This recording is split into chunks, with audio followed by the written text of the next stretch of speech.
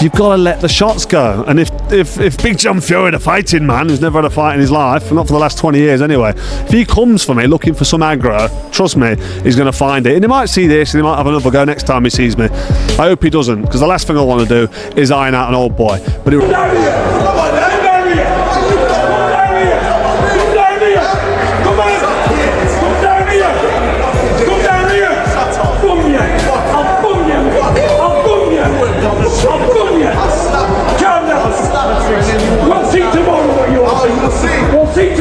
he promised me unequivocally that he would smash John Fury to pieces should the event actually happen.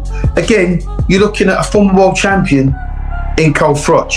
You're looking at he's a Hall of Famer, Carl Froch. You don't get into the Hall of Fame, the International Boxing Hall of Fame, without having been pretty damn decent in your own professional career. Come and meet me face to face. I'll eat Froch alive and I'll eat Bellew alive. Do you want to come and see me? I'm here and I'm ready and I'm stepping back from no man, no matter who. Carl Froch and John Fury have once again become the center of attention in the boxing world after their heated confrontation sparked debate across fans, fighters, and pundits alike. What began as another tense face-off quickly turned into one of the most talked about moments in recent boxing headlines. Opinions have been divided ever since, with some praising the intensity and others questioning whether the rivalry crossed the line. One thing is certain, everyone has something to say about it. Carl Froch made his position crystal clear from the beginning. The former world champion insisted that if the rivalry is genuine, then there's only one way to settle it: inside the ring. In his view, words have already done their job, and the next step should be action.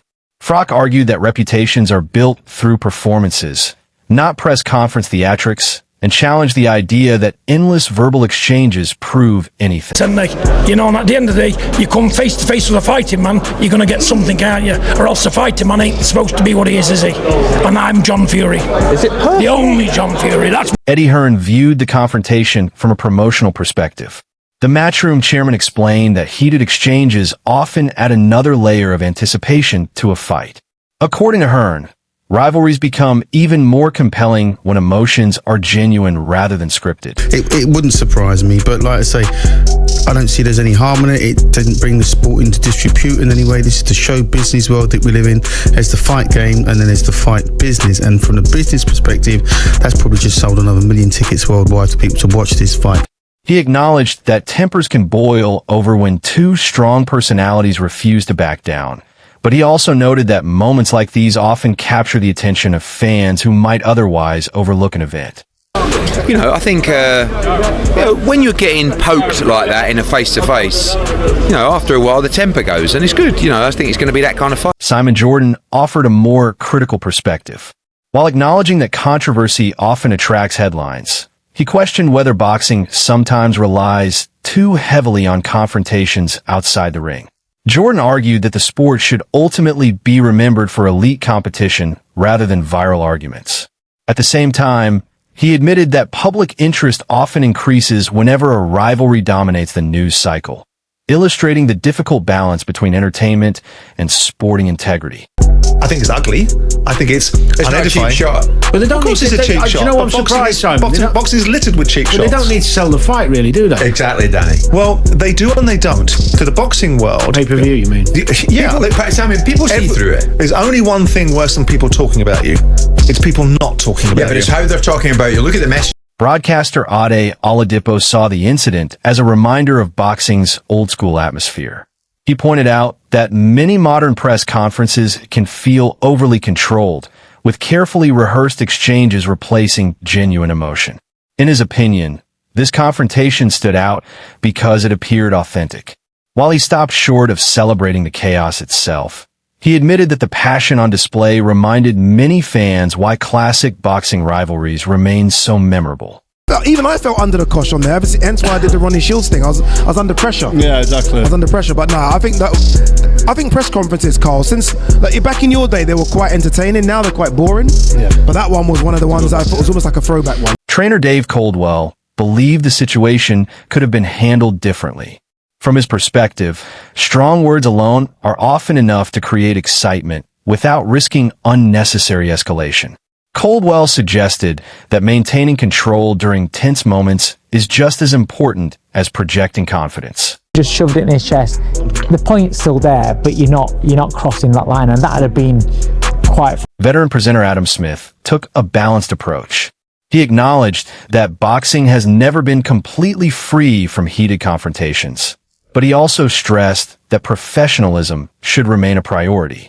Smith explained that while controversial moments inevitably generate discussion, the real objective is to build excitement around the sporting contest rather than allowing the headlines to become solely about offering incidents. Even so, he recognized that the rivalry had undeniably captured public attention.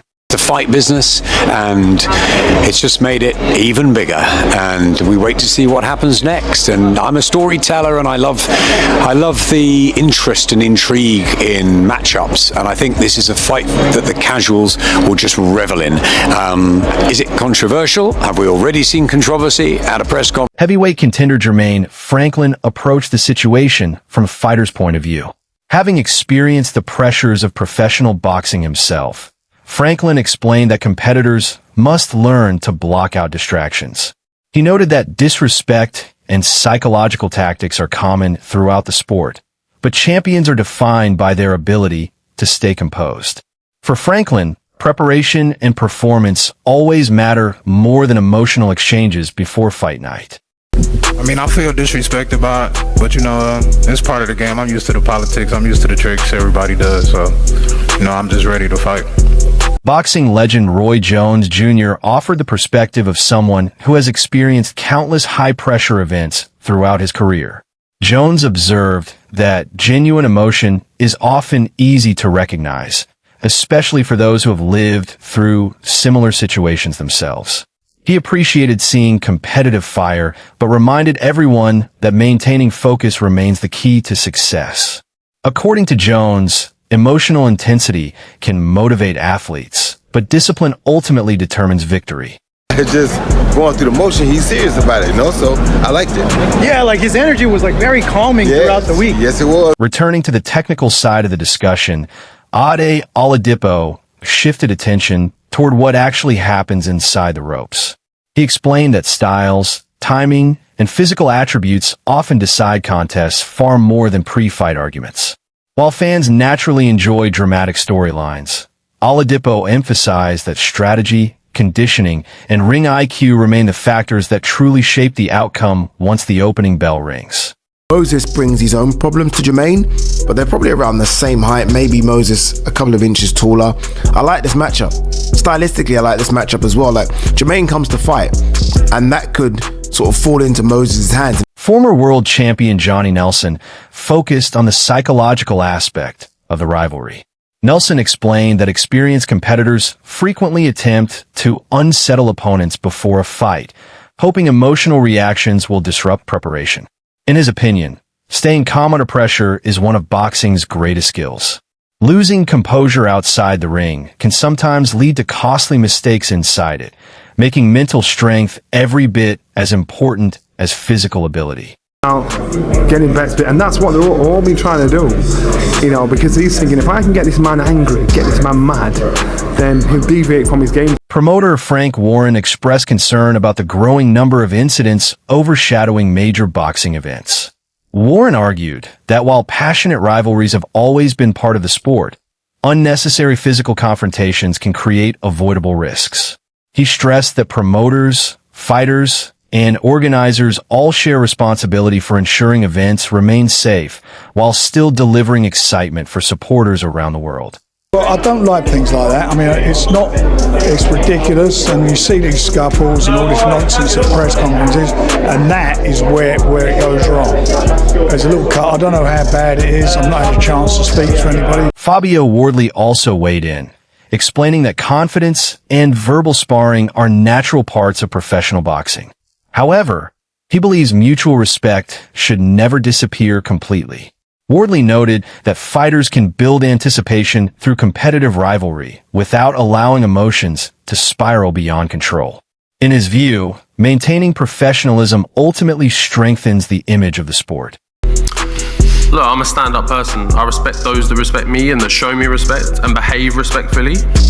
From the interactions I've had with him on a number of occasions, it's not been that. So I don't mind a bit of back and forth, a bit of boxing. Like, the game's the game. I'm not fussed by that. It is what it is. But ultimately, there needs to be a level of respect there, and hold yourself properly, act properly in the right situations, and those things haven't been done. So no, there's not. Eddie Hearn later returned to the discussion with a more reflective perspective. Rather than focusing solely on the promotional value of the confrontation, he spoke about the human side of elite competition. Hearn explained that enormous pressure affects athletes in different ways and suggested that those closest to fighters should always be attentive to their well-being. Behind every headline and every rivalry are individuals dealing with extraordinary expectations. But he's going to be dangerous. Like, all the attributes that he has,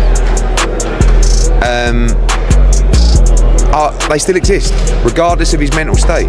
But I see a kid in pain, you know? I've got to be honest with you, like, I don't see how people around him can be looking at his behaviour and being comfortable with it. And I don't think that. The Wade concept shifted attention back toward the boxing itself by discussing recent performances and the importance of judging fighters on what they accomplish inside the ring. While acknowledging that dramatic rivalries dominate headlines, they argued that memorable performances ultimately have a much greater impact on a boxer's reputation. Rising prospects and established contenders alike earn lasting respect through victories, not arguments. As the discussion surrounding John Fury and Carl Froch continues, one thing has become obvious.